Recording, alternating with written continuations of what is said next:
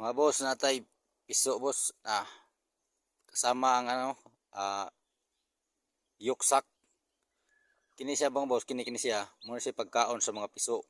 So sa tulok adlaw kini siya kini mo igyok. Yuksak kuni. Nakagawa siya mga boss. Tungod kay ang breeders na ko mga boss gipa kog sawa during sa pangitlog pa ba. Maong apektado siya kay namay sama ng kuan. Babae. Hinangkan. Muna mga boss nga ang bahaton nato ni mga boss aron mabuhi siya mga boss. Ato na siyang ilahi mga boss, nga di siya matuhik sa iyang mga kauban ba. Hangtod nga makasuod nang yang yuksak sa ilahom diyan kay mao na magbuhi niya, mao na yang pagkaon.